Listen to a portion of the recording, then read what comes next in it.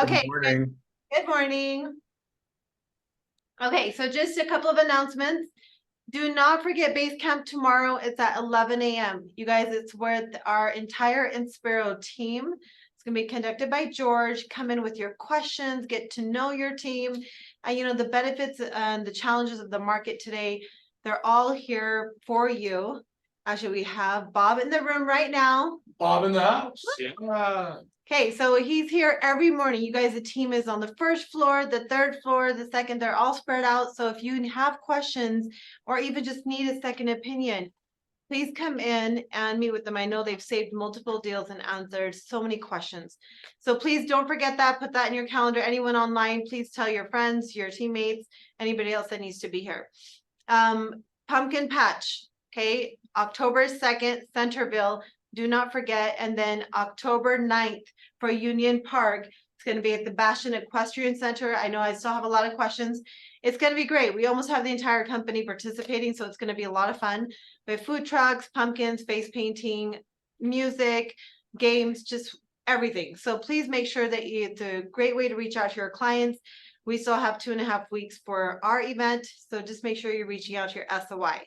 I think that's it on announcements. Let's start with the gratitude or win. Anyone online, please just jump in. And gratitudes, wins. Good morning, Brandon. Good morning. I'm grateful that you're here. Thank you. I'm Grateful to be see here. you. Good. I'm It's been a grateful. minute. It's been a minute. Yeah. Yes. I always see you, just not in the morning sometimes, Sure. but it's great to see you. And now you do. And now I do. Magic. It's like old times. Yep. I love that. Yeah, I was thinking that. Yeah. It's like in the same room too. I Isn't know. that crazy? 2010, 11. That's when I joined. Oh my Yeah. gosh. Yeah. Okay. Been a bit. Well, I'm grateful for safety. Today we had some crazy drivers on the road and I was like, what is happening today? It's just no one knows how to drive. Everyone's cutting everybody off.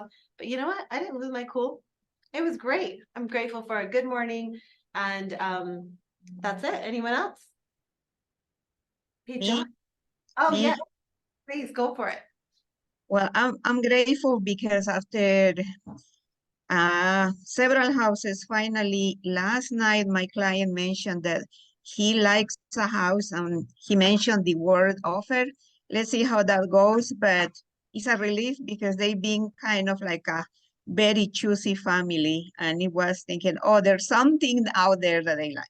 We'll see how that goes. That's so awesome. Good for you. You know, and stay consistent and persistent with it. Great job. Thank you for sharing. Anyone else? Okay, John. Okay. Well, I'm grateful for fall. You can feel it and you can see it. Isn't it crazy how you can actually, when there's that change from summer to fall, you know, we see it on the calendar. It's like, okay, yeah, but you can feel it. Yeah. I like it. The crispness in the air. It is, yeah. Well, and the color too. The colors look different. I'm not just talking the leaves. I'm just talking about the color, like the sun and everything. It is different. So You know what? Actually, just on that note, this weekend, if you guys just want to get away, it's just nice to go to our local destinations. We went to Snowbird, Oktoberfest was happening. yeah. We took the tram and just went to the tip of the mountain, Oh, and but that was gorgeous. it was just beautiful. Yeah. It was crisp and it was fall, but it was gorgeous. And then on Sunday, we just drove down to Bear Lake for a few hours and it was just absolutely gorgeous. You have so much beauty around you. So sometimes you forget, you know, Yeah. just the stress of the Oh, we morning. live in a beautiful place. We are so fortunate. Can I say something? Yeah, Kelly, go ahead. Please. So kind of along the same lines as what Ruby's saying. So as a motorcyclist, one of the big events in fall for motorcycle riders is to ride up through the canyons and see the color changes. Oh, So wow. you can do that in a car as well. But right now, the yellows, the oranges, and the reds are just incredible. So Oh, especially like up Gardman's Pass and then going down into Midway, yeah. it's just incredible. So I went riding this weekend and saw it, and I'm taking an actual client. I'm going to go pick her up and take her on a ride to go see them. So Awesome. it's phenomenal. And you're right, John. We live in a very beautiful state. Yeah, we do. In fact, you just inspired me. I'm gonna do that this weekend. Yeah. Try the Alpine Lube. Yes, Oh, Really nice. yeah, absolutely. that's exactly what I'm. American Fork Canyon. Yeah, we'll do that. Yeah, we'll do Guardsman and Comes out, then Provo. do the Alpine, yeah. Yeah. Oh, cool, okay, well, let's get started. So I want you to write this down. Success is 100% mental until it is achieved. Success is 100% mental until it's achieved. What do you say to that? Yeah? Yeah. Yeah. 100%. Okay, I'll share with you a story. It's a fun story. So you probably don't know his name and it really doesn't matter because the principle is what's important about it. But Stuart Anderson was a professional football player, played in the NFL. And he played actually for, at the time, Washington Redskins. They're now called what? The Commanders. Yeah, the Commanders. I don't know what that means, but anyway. So he played for the Washington Redskins. He also was, I think he was a baseball player, college, an amazing athlete. Played in the NFL for several years. But when he was in high school, when he was on the basketball team, he was a star player. And I don't recall if this was his junior or senior year, but again, it really doesn't matter. They were in the first round of the playoffs.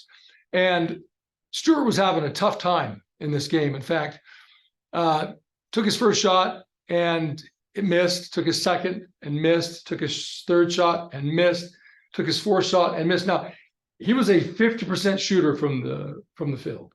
Okay, so when he's out there, just in game, he'd make it half the time. And I don't know what his free throw shot was, but certainly better than that. So half the time, at least you knew that Stuart Anderson was going to make the shot. Fifth shot he missed. Sixth shot he missed. Seventh shot he missed. Do you know how many shots he missed consecutively in that game? 22. Holy. He missed 22 shots. Now, this is what's cool. So 22 shots. It's the end of the game.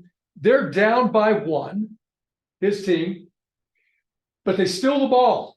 And they got one more play that's left with the time that's remaining. That's it, Bob. They got one more play that they can run. So the coach is thinking about, well, I got my star player who's missed every damn one of his shots in this game, and we rely on his production, right? 22 shots consecutively missed. So the coach is looking at it saying, well, I am not going to run a play for Stuart. So he starts running a play, writing up a play for this rookie who's like the up-and-comer. And he's explaining what's going to happen here. And Stuart looks at the coach and says, Coach, I want the shot. And the coach looks at him like, Stuart, you just missed 22 shots. He said, no, I want the shot. Good morning, Aubrey. Morning. Good to see you. Speaking of the shot, star player. So he says, I want the shot. Well, the good news is for Stuart is that the rookie did not want that. He said, I don't need it. If Stuart wants to do it, let him take the shot. Because this is a game-winning shot or a game-losing shot. So the coach, against his better judgment, decides to run the play that gives Stuart the opportunity to take the shot. 22 consecutive missed shots. And Stuart Anderson, in a speech, explained the story, talked about it. And somebody in the audience, after he talked about it, said, so I've got a question for you. He said, yeah, what's that? He said, how is it you can think that way? You missed 22 shots and all that pressure, the game is on the line and you want the basketball. How is that possible? Why? How do you get to that conclusion? He said, well, here's what I think. I think with every shot that I miss, statistically, it's more likely that I'm going to what? I'm going to make it. Because I shoot 50% from the field. So if I shot once, well, that was my shot that I missed. So the next one, I know I'm absolutely going to what? Well, if I miss that one and then I attempt the third one, well, I'm a 50% shooter. Yeah. So I know without a doubt it's going to what? Well, he did that for 22 times. And every time that he took the shot, do you think he thought it was going to go in? Yeah. He did, but it what? It didn't. But here he is in that pivotal point in the game where the coach didn't want to, but Stuart said, no, I want to. You got to give this to me. And the coach, the rookie said, I don't want it. So Stuart's there to take the shot. They run the play. Stuart gets the ball at his favorite spot near the free throw line and throws the ball up. And guess what happened? He makes it. He makes it. Now, he made one shot in that game that was, of course, important. Not because they won the game and then went off to, to continue in the playoffs, but it was important because of the mindset. And the person in the audience who asked him that question, how do you get to that point mentally? What's going on? And he described that, right? And he gave the answer, Stuart gave the answer, and the guy said, wait a minute, that doesn't make any sense. You can't have it both ways. And Stuart said, what do you mean? He said, well, but what if you make the shot? You shoot 50% from the field. So if you make a shot, then statistically, it's likely that you're going to what? You're going to miss the next one because you shoot 50% from the field. He said, you can't have it both ways. The guy in the audience says, you can't have it both ways. And Stuart said, yeah, I can. Because it's a mental game. He said, I get to choose that. I think it was Ford who said it. He said, whether you think you can or you can't, what? You're right. Either way, you're correct. So I go back to this statement here. Success is 100% what? Mental until it is achieved. So I want you to think about where you are right now, whether it's success with your business, success in a relationship, success with your health, and recognize that the success that you want to realize in that is at this point, because have you achieved that goal that you want? And of course, the answer is what? No, because you're always working towards the next what? The next goal, the next level. So you're not there yet. So until you're there, it's 100% what? Mental. Because it's going to be your beliefs, your philosophies, your standards. Mentally and emotionally, they're going to carry you to the point where you actually take the what? Take the action. That you take the action. Don't you think about that? And I talked about this yesterday in our company-wide coaching call about it's our beliefs, it's our philosophies, it's our standards that ultimately dictate the results that we get. And it's those that determine which actions ultimately that we take, but they're not the same thing. My beliefs aren't what I say they are, but they're rather what I what. If you sleep in the morning and you don't come to morning Ascent, you tell us what your standard is, right? I don't need to go to morning Ascent. That's not necessary. I can do whatever else I do at that time in the morning instead of morning Ascent. And it's fascinating to me. We've got over 400 agents in this company, and look how many of you are in the room. It blows my mind. But then I look at the production report and I say to myself, well, that makes sense. Makes complete sense. Because the beliefs and philosophies and the standards of those people on that roster, right, are manifesting in that roster. It shows me, it tells me what their beliefs, philosophies, and standards are. They believe it's not important to what? To be here. They believe that it's not important to what? Because if they were here and they were what? Their numbers would look different on the production report. Does this make sense? Yes, sir. Our beliefs, our philosophies, and our standards. They aren't what we say they are, but they're rather what we do. If I asked you, how many of you would like to be a multimillionaire? How many of you would you say yes? Yes. Okay, so take this the right way, but I'm going to ask you this question. Why aren't you already? Now, seriously. You might say, well, that's not a fair question. Why isn't it a fair question? I'll just give you a really good example. I'm 54 now. I grew up very poor, had a goal of becoming rich, whatever that means. And I did. I became a multimillionaire. And then over the course of 18 months, Aubrey, what I learned is making money and keeping it are two different things. Once you get it, you got to learn how to what? Keep it. Well, I lost everything in 2009. Lost everything. It was gone. And then I had to get back on the pathway of getting it all back. And I've done that. Right now, I'm not saying, look at me. Wow. I'm saying that you can start from nothing and you can get it, you can lose it, and you can get it back again. And you can lose it again, and you can what? You can do that multiple, yes, and you can do that multiple times over the course of your lifetime. Do you know how long it took me from the moment that I actually got serious about it when I was in my 20s, late 20s, to the time that I said, that's what I want to do. And when I actually did it, when I called George and said, I got it. He said, you got what? I got $1 million in the bank. Do you know how long it took me to do that from the moment that I decided to do that to the time that I actually did it? 6 years. 6 years. 6 years. Jim Rohn talks about this. He talks about his conversation with his mentor, Earl Shope. And what did Earl Shope and what did ultimately Jim Rohn say when it comes to becoming wealthy? He said, how long should it take approximately? Maybe you remember? About 6 years. 5 to 6 years. And what is interesting is that I did that first, and then I heard Earl Shope and Jim Rohn talk about that. And I said to myself, that makes sense because that was my experience. So when I ask you how many of you would like to be a millionaire and you all say yes, and then I ask you then, well, why aren't you? I think that that's a valid question. How old are you? 32. 32. Sometimes. Sometimes, yeah. Have you had plenty of time to become a multimillionaire? You have, haven't you? Bob, how old are you? 57, 58. Well, you look good for 58. I thought you were 57. Have you been on this planet long enough to be a multimillionaire? 100%. Ruby? I never ask a lady her age, so I'm just gonna ask her weight. Oh, yeah, there you go. So how old are you? I'm 43. 43 and beautiful. Most beautiful one in here, Brandon. Despite the fact you're I would fine. agree with You're that. fine. He's trying, I would totally. right? Have you been on this planet long enough? Long enough. And I don't want to presume anything. Maybe you are. We've never had that conversation. Maybe you're worth $1 million or $2 million. I don't know. But you've been on this planet long enough to do that, right? How about you? 51. 51. You're catching up with me, man. No. You are moving like a freight train. I know. And those of you on Zoom, now I know, I'm going to call her out. I know that Brenda Lee is. And for 39 years old, Brenda Lee, you made it look pretty easy work. Yes, I did. Thank you very much. Yes.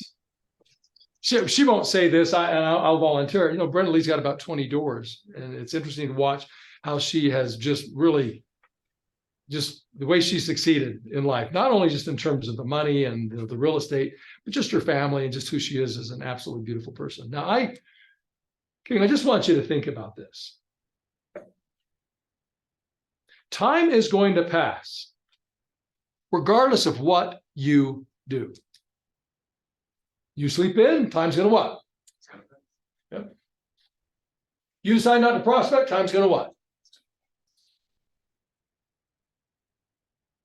Bill collector sends you the bills, and time's still gonna what? Gonna pass. See, it's not a question whether time's gonna pass. It's a question of really, what are you gonna do with your time? What are you gonna do with your time? See, if you were to ask the typical person, do you want to be a millionaire? Of course, their answer is going to be what? Yes. Yeah. Yeah. And if they said no, I would want to sit down with them and ask them what's going on in their mind, because they got to be absolutely, like they've lost their mind. Yeah. And a lot of people will go ahead. Sorry, just on that point, I have heard people say, "Oh, I never want to be a millionaire." Of course you have. Because, and this is my speculation, of course, but in a conversation with them, they don't think it's possible. Like that limiting belief, that mental, like, oh, there's no way I can do that. I'm fine where I'm right now. But what will they say? Exactly. I'm fine where I am. I don't need that, because that's not ultimately what? When I can, It's not how I define myself. Money's not that important to me. I don't need that. Well, what I say to that is, well, that's kind of selfish. Well, one of the things that I really love about Andrew Carnegie, you know that name, right? Good morning. Andrew Carnegie, right? He grows up till the age of 12 in Dunfermline, Scotland, lives in a stone cottage with dirt floor. His family immigrates to the United States. He sees the abundance, he sees the opportunity, because sometimes it takes a migrant to see what's actually possible within the environment, right? I mean, you see it. You see these people coming from Asia and other parts of the world, right? Great work ethics, and they come here and they see all of this opportunity, and they look at us like, what are you doing? Yeah. There's something, right? And that was Carnegie's experience. He comes here and he sees all the opportunities. So at the age of 12 years old, he says, you know what? This is a conversation with himself. I want to become the world's richest what? Just man. And then I'm going to give it all away. And that's exactly what he did. His fortune in today's dollars, adjusted for inflation, you know what it'd be worth? About $400 billion. Really? He would eclipse Elon Musk. What is interesting isn't that he became worth $400 billion adjusted for inflation. What was interesting is that he spent his adult life accumulating that wealth, and then guess what he did? He did exactly what he said. He gave it all away. He knew what he was fighting for. You know, when you think about the Everest Foundation, anybody remember what number one is? Purpose.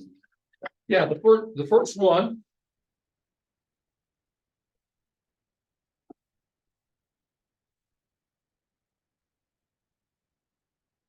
Remember, your beliefs, your philosophies, and your standards.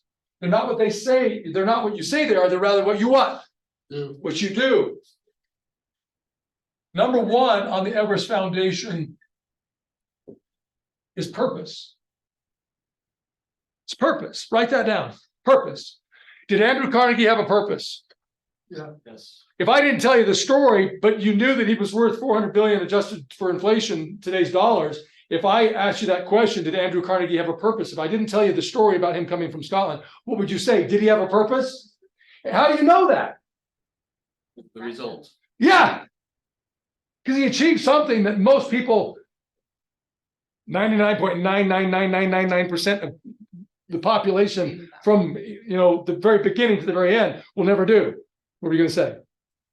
That's it? I covered it? All right.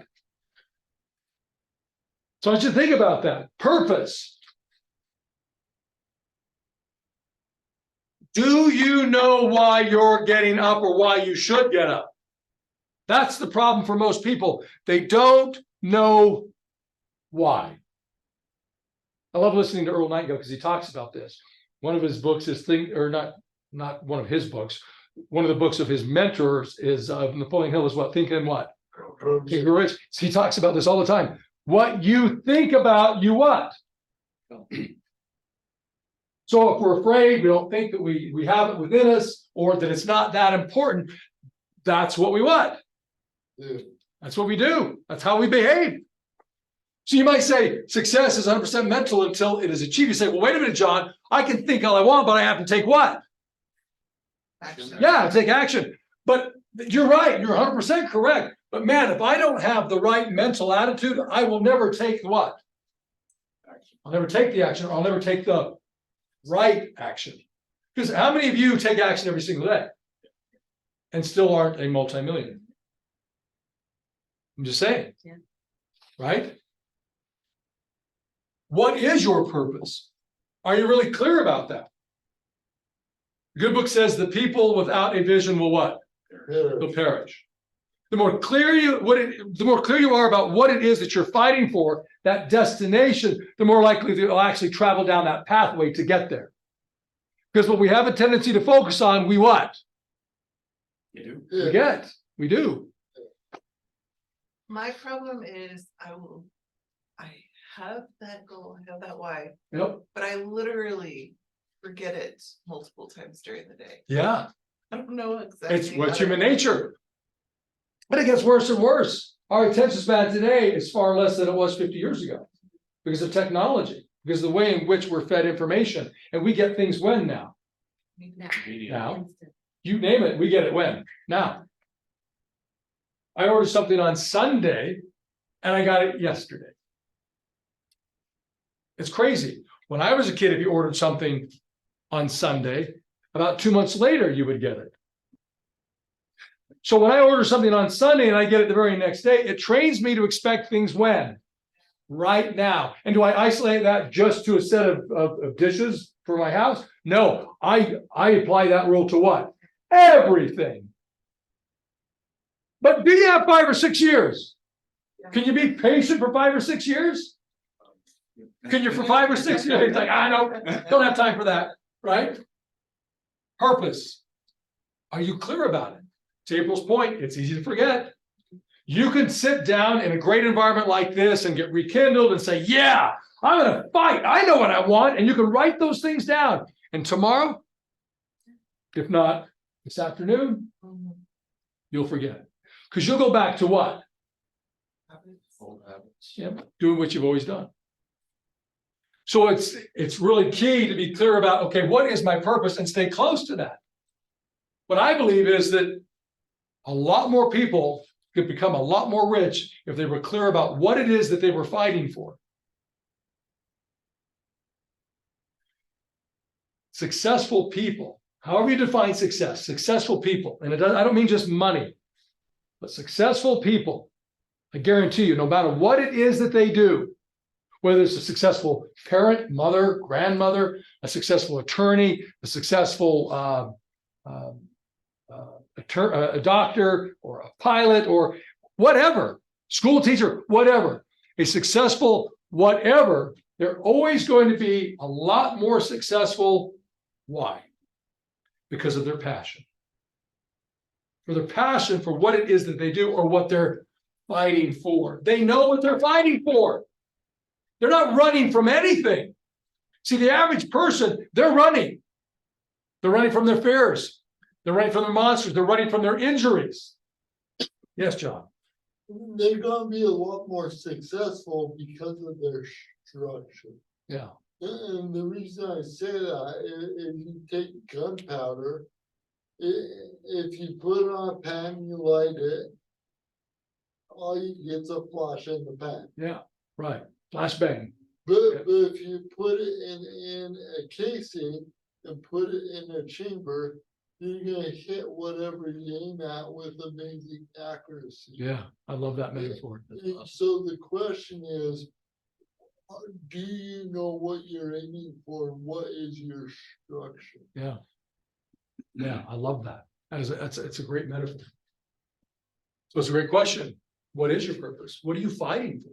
See, if you're running as opposed to being drawn to something, you're going to get completely different results.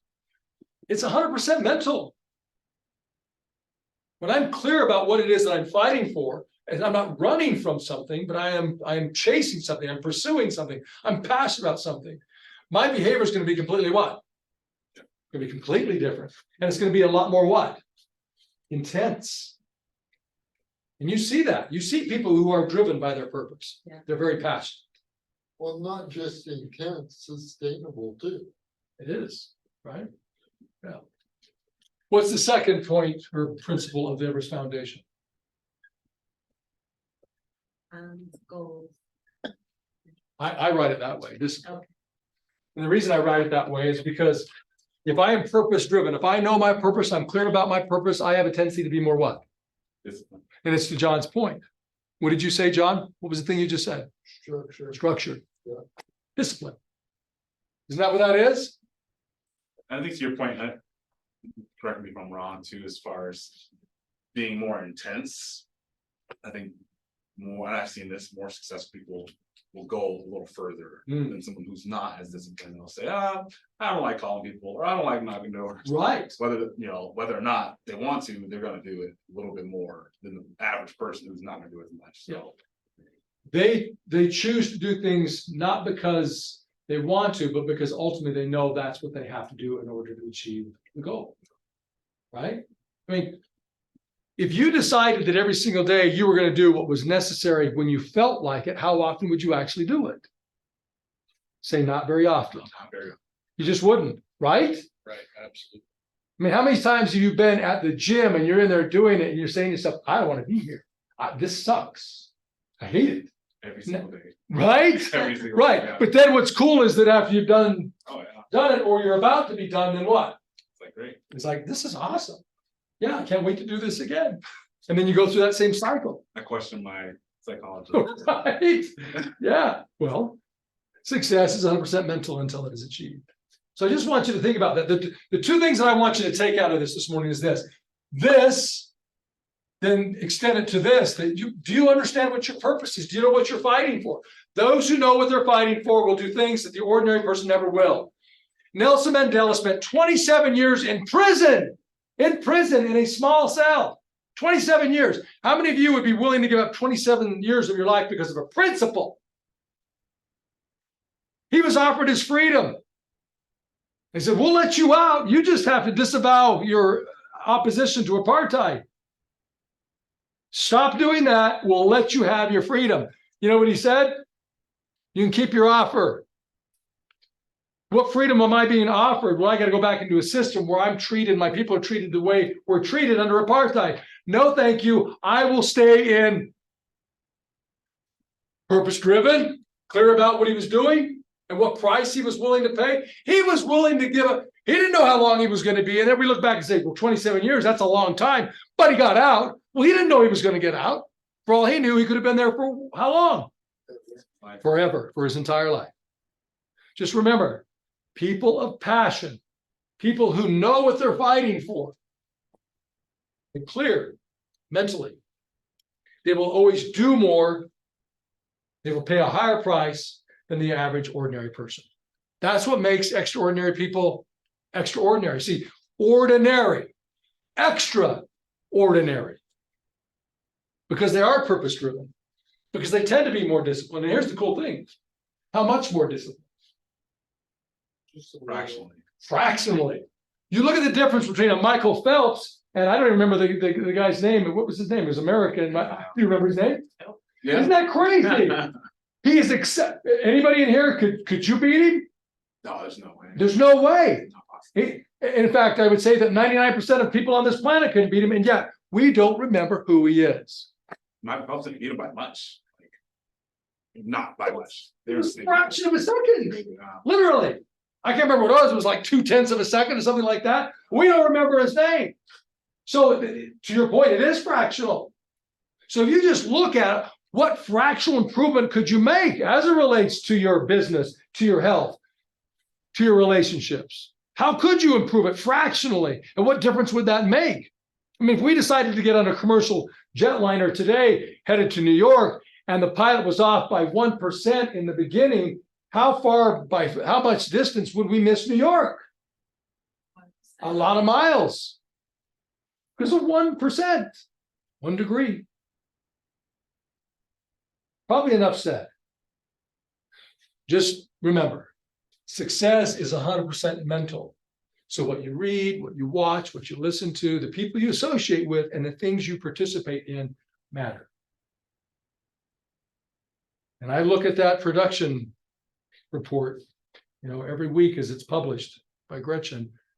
And I look at it and I can tell you, it's not a mystery. I don't look at it and say, well, gosh, I don't understand what's going on. I look at it and it's very clear why you see the same people at the top. And then all the others vying for positions, whatever, that really don't matter. Because those at the top understand this. And they live by that. They tend to be this. And when you tend to be that, then of course you tend to achieve what it is ultimately that you want. And quite frankly, more than you expected. Because as you get further down that pathway, it reveals to you things that you didn't anticipate or see when you weren't so far into the path, into the journey. Any thoughts, any questions, any amens? Amen. Amen. Bob, did you bring the tin to pass around so we get some collections? My shoe or. Okay, perfect. Any thoughts online? Brenda Lee, Stephanie, Kelly? I have a thought. I just wanted to thank you for acknowledging me, but it didn't happen overnight. And my first rental I got when I was 40, and it was a home I lived in. And I just had this epiphany. I'm like, I'm a real estate agent. I should be buying homes. But it all started with an aha moment. And I get teary when I think about it because I was just 14. And my dad said, and he worked hard and my mom didn't work. And I didn't grow up with a lot. And he said, you get $50 for school clothes. And I knew he didn't have more. And I just looked at him and I'm like, $50. Now it sounds like a lot way back then, but my friends had a lot more. And I said, well, I guess I've got to do something about this. And I walked to the A&W root beer over there on 9th West and 10th North. And I got a job when I was 14 and I never looked back. I thought, if I'm going to make this happen, it's up to me. And I sat in my grandmother's living room one day and started looking through her books, and Zig Ziglar changed my life. I read a book and then I went into Anthony Robbins. I have cassettes of his. And then the real epiphany for me was when I read Robert Kiyosaki and how to leverage other people's money. When you think about an interest-only loan way back when I was younger, just in real estate, that was the thing you would never, ever do in a million years. But I took that leap of faith and bought 2 homes on home equity lines of credit. And I bought them for $100,000. Now we can't do that now, but they're worth over 500 now. And all the years I've gotten rents on those. So it's just amazing because you don't know what you don't know. So you really need to reach out and explore. And those books made such a world of difference. And I stop and I think, gosh, if I would have been at Century 21 Everest way long ago and you existed, I can only imagine how my life would be. So I just want to say thank you. Because you are making a difference to so many people. And if they will just listen and stay, it will just change their lives. So thank you. You're very sweet, Marilyn. Thank you. We're blessed to have you part of the Everest family. So you're an inspiration and a great example.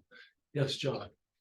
I read what you wrote before I came in the room. Success is 100% mental until it's achieved. Mhm. We can erase the until it's achieved. Yeah. It's just a muscle, and once they've achieved it, they become experienced at using it. Yep. They still have to use that muscle. 100%. I like that analogy. It is just a muscle. Like any muscle, if you train it, it's going to have the capacity to do the heavy lifting. If you don't, it won't. Yeah, it's a great point. Okay, all right. Well, great job on being here. Let's finish it up with some closing affirmations. Let's rock and roll.